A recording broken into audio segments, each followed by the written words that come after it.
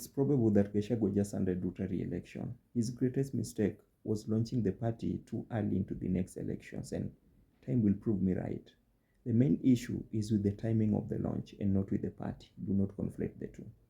Historically, Kenyan political parties that have been successful in the last elections were strategically launched months into the elections and not years. He totally missed the strategic bit.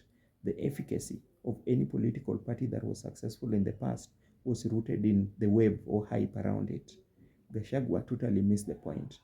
See, his partners, particularly Kalonzo and Matiang'i, were betting on him not running, but now they have the antennas all pulled out. For them, the incentive to stay in the game just shifted to extremities, especially following what Gachagua has been saying in the last few weeks.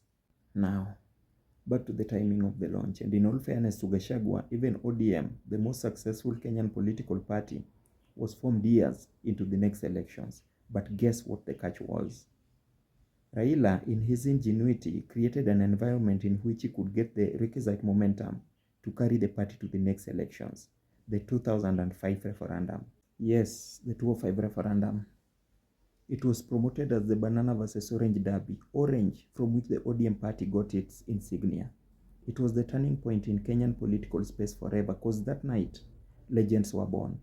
It was a contest like no other, a battle between two titans, Raila and Kibaki. Raila's wing of the coalition outflanked Kibaki, totally obliterating the president. They say the proof is in the pudding. ODM's masterstroke was in its clinical timing and exemplary execution. It's arguable that ODM wouldn't have been so successful were it not for the hype of the referendum. And remember, I said that night legends were born. Mark that as we progress. As the ODM party painted the whole country orange, contemporaneously there are two men keen enough to learn from Raila's ingenuity vis-a-vis strategy. One of them was Uhuru Kenyatta, the second legend. The second was Ruto, the third legend. Uhuru Kenyatta would replicate the exact same Raila playbook in the 2013 elections with regard to TNA, the party that won him the presidency. Ruto would not fail to capitalize on the UDA wave in the last elections and win State House. In fact, it's notable that the TNA was initially founded in the year 2000 under the name the National Alliance Party of Kenya, but Uhuru in his genius rebranded the party a year to the next general elections.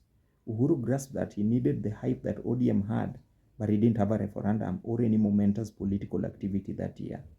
So he had to be extremely precise in his execution, and he hacked it.